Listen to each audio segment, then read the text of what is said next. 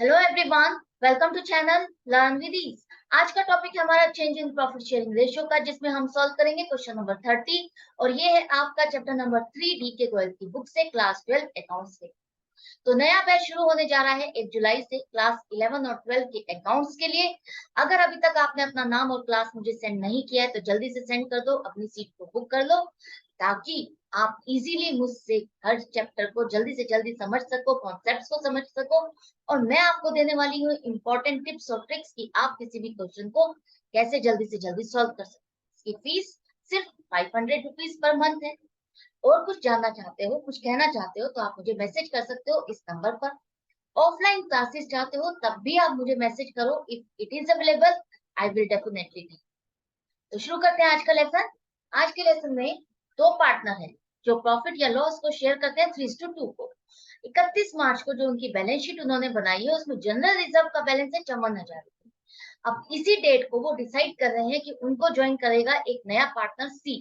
अब नई profit sharing ratio क्या हो जाएगी? जब नया पार्टनर आ रहा है तो प्रॉफिट शेयरिंग रेशियो चेंज हो जाएगी, वो भी प्रॉफिट के लिए ही आ रहा है। तो आपकी प्रॉफिट शेयरिंग रेशियो हो गई है 4:3:2, मतलब 4 है ए की, 3 है बी की और सी की है 2। दो केसेस दिए गए हैं, उन दोनों केसेस में आपसे पूछा जा रहा है कि आप इसके लिए एडजस्टमेंट एंट्री क्या बनाओगे, बुक्स में इसको कैसे रिकॉर्ड करोगे। फर्स्ट केस है जहां पर पार्टनर्स चाहते हैं जनरल रिजर्व को कैपिटल अकाउंट्स में ट्रांसफर कर दिया जाए। दूसरा केस वो ये चाहते हैं कि जनरल रिजर्व को कैरी ऑन रखें, डिस्ट्रीब्यूट ना करें, लेकिन हाँ इसको एडजस्ट कैसे किया जाए। दोनों केसेस में आपको एडजस्टमेंट एंट्री बतानी है, किस तरह से करोगे देखो। सबसे पहले फर्स्ट केस है। फर्स्ट केस में वो कह रहे हैं जनरल रिजर्व को अकाउंट्स में ट्रांसफर कर। किसके अकाउंट्स में? ए और बी के अकाउंट्स में ट्रांसफर करना है आपको।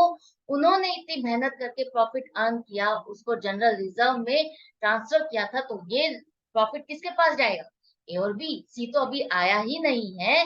तो यहाँ पर जब आप के पास कोई नया पार्टनर एडमिट होता है आपकी फर्म में, तो एक तरह से रिकॉन्स्टिट्यूट होती है आपकी फर्म, दोबारा से रिवैल्यूएट होती है, सब चीजें एडजस्ट की जाती है।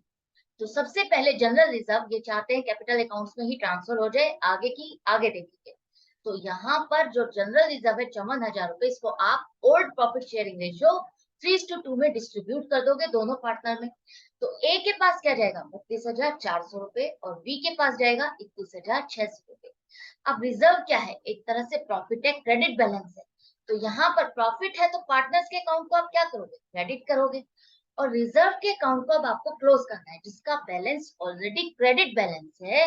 तो अगर आपको इसको क्लोज करना है तो आप क्या करोगे? इस अकाउंट को डेबिट करोगे। तो जनरल रिजर्व अकाउंट को आप डेबिट करोगे 54,000, इसका बैलेंस आप कहाँ ट्रांसफर करो? पार्टनर्स के अकाउंट में। कौन से पार्टनर? ए और बी। सी का इसमें कोई मतलब नहीं है, नई रेशियो में नहीं करोगे। अभी सी एंटर नहीं हुआ है, उससे पहले जो भी रिजर्व्स हैं वो उसको अपने कैपिटल अकाउंट्स में ट्रांसफर करना चाहते हैं। पहले जो जितने पार्टनर्स हैं वो है ए और बी। तो उन दोनों का जितना जितना शेयर है पहले की रेशियो के अकॉर्डिंग वही डिस्ट्रीब्यूशन होगा। लास्ट में आप नरेशन लिख। तो ये तो फर्स्ट केस था, आपको समझ में आ गया। नॉर्मली जो हमने अभी तक हर क्वेश्चन में किया है, वहां पर कोई इंफॉर्मेशन नहीं दी होती कि आपको इसको डिस्ट्रीब्यूट करना है, पार्टनर्स ऐसा चाहते हैं या नहीं चाहते। तो उस केस में हम क्या कर रहे थे? हम अपने आप से उसको डिस्ट्रीब्यूट कर रहे थे। अगर कोई इंफॉर्मेशन नहीं दी तो हम उसको डिस्ट्रीब्यूट कर देंगे। अब यहाँ पर इंफॉर्मेशन दी है और वो भी कहा जा रहा है कि डिस्ट्रीब्यूट करना चाहते हैं, तो हमने डिस्ट्रीब्यूट कर दिया। अब सेकंड केस में वो क्या कह रहे हैं? वो कह रहे हैं कि जनरल रिजर्व को डिस्ट्रीब्यूट नहीं करना चाहते, लेकिन इस सब से जो चेंज आ रहा है उसके लिए वो एक एडजस्टमेंट एंट्री चाहते हैं। तो जिस तरह से हम गुडविल की एडजस्टमेंट करते हैं उसी तरह से आपको इसकी भी एडजस्टमेंट करनी है। आपको देखना है ओल्ड रेशियो में किसका कितना प्रॉफिट बन रहा था, नई रेशियो में कितना प्रॉफिट बन रहा है, किसको सेक्रीफाइस करना पड़ रहा है और किसको गेन करना पड़ रहा है। तो यहाँ पर ए का केस देखते हो तो आप देखो, पहले उसकी रेशियो बन रही थी 3/5, नई रेशियो में उसका क्या आएगा? 4/9। तो पहले उसका प्रॉफिट 27 था, अब नई रेशियो के अकॉर्डिंग उसका प्रॉफिट रह गया 20। तो उसका पहले से कम हो गया है, नई रेशियो में उसका प्रॉफिट घट गया है। तो घट गया है तो उसको नुकसान हो रहा है।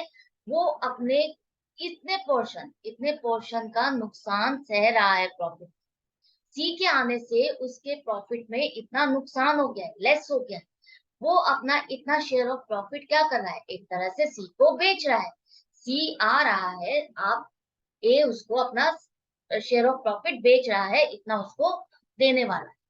इसी तरह से बी को देखो, बी के केस में भी उसकी ओल्ड रेशियो है 2/5 और नई रेशियो है 3/9। तो पहले उसका प्रॉफिट था 18, अब हो जाएगा 15। इसको भी लॉस हो रहा है 3/45। इतना पोर्शन उसका प्रॉफिट का कम हो गया, शेयर ऑफ प्रॉफिट उसका कम हो गया, जितना उसका मिलता था इतना पोर्शन अब उसको कम मिलेगा, इतने फ्रैक्शन ऑफ प्रॉफिट उसको कम मिलेगा। तो ये भी अपना शेयर ऑफ प्रॉफिट बेच रहा है। किसको बेच रहा है? सी को बेच रहा है। तो जब ये दोनों बेच रहे हैं अपना शेयर ऑफ प्रॉफिट, तो क्या ये मुफ्त में बेचेंगे?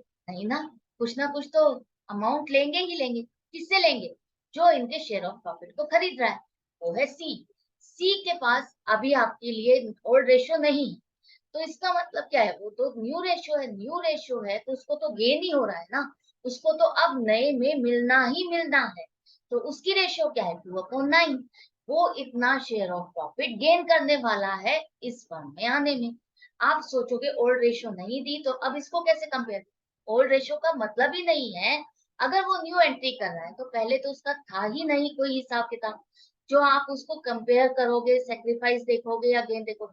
अब वो नया आ रहा है तो उसको तो मिल ही रहा है, मिल रहा है तो वो गेन कर रहा है। गेन कर रहा है ये सी, और बाकी दोनों क्या कर रहे हैं? सेक्रीफाइस। अब आपको जनरल रिजर्व का एडजस्टमेंट करना है। अगर ये जनरल रिजर्व इसी पॉइंट पर बांट दिए जाते तो आपने देखा कितना कितना प्रॉफिट बन रहा है। लेकिन अगर वो आगे जाके बांटे जाते हैं तो यहाँ पर इस रेशियो के अकॉर्डिंग बांटे जाएंगे, तो इन दोनों का शेयर ऑफ प्रॉफिट कम हो जाएगा। इन दोनों का जनरल रिजर्व में जितना बन रहा है शेयर, उससे कम हो जाएगा। कितना कितना पोर्शन? इतना इतना पोर्शन कम हो जाएगा। तो यही पोर्शन अब ये क्या करेंगे कि यहाँ पर सी जो आगे चलकर जनरल रिजर्व में हिस्सा लेने वाला है, उसको जनरल रिजर्व का हिस्सा मिलने वाला है, तो इसी पॉइंट पर वो सी से इस चीज को क्लेम कर ले। किस तरह से? देखो, ए ने सेक्रीफाइस किया है तो उसके अकाउंट को क्रेडिट करेंगे, उसको अमाउंट मिलने वाली है, वो अपने प्रॉफिट को बेच रहा है। कितनी अमाउंट मिलेगी? इतना ही फ्रैक्शन उसको कम मिलने वाला है। तो इतना ही फ्रैक्शन आगे चल के उसका जनरल रिजर्व में कम हो जाएगा। कितना? 8454,000 का इतना पोर्शन अगर आप देखोगे तो वो आएगा 8400 रुपए। अगर आगे चल करके उसको जनरल रिजर्व दिया जाता है नई रेशियो के अकॉर्डिंग, तो उसका शेयर ऑफ जनरल रिजर्व इतनी अमाउंट से कम मिलेगा उसको। तो वो इसे क्यों बियर करेगा?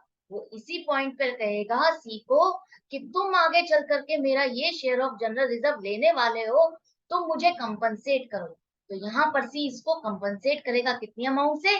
8400। आई होप आपको ये क्लियर हो गया। इसी तरह से बी, बी भी अपना शेयर ऑफ प्रॉफिट दे रहा है, उसको भी आगे चल करके जनरल रिजर्व में कम अमाउंट मिलने वाली। कितनी? जितना उसका शेयर ऑफ प्रॉफिट कम हो रहा है फ्रैक्शन 54,000 में, उतना ही अमाउंट उसका कम हो जाएगा। तो ये है 3600 रुपए। आगे चल करके उसका जनरल रिजर्व में इतना अमाउंट शेयर में कम आएगा। ये भी क्यों बियर करेगा? ये कहेगा सी तुम्हें मैं अपना शेयर ऑफ जनरल रिजर्व तुम्हें आगे चल करके दे रहा हूँ, आगे चल करके नई रेशो में जो बटेगा तो तुम्हें ये मेरा मिलने वाला है, तो तुम मुझे यहाँ पर कंपनसेट करो। यहाँ पर सी जो फायदे में है वही यहाँ पर गेन कर रहा है, तो उसको क्या करना पड़ेगा? उसको इन दोनों पार्टनर्स को कंपनसेट करना पड़ेगा, देना पड़ेगा। तो उसके अकाउंट को आप डेबिट करोगे, जो पार्टनर दे रहा है उसको आप डेबिट करोगे। गेन कर रहा है ना, वो गेन कर रहा है, एक तरह से खरीद रहा है।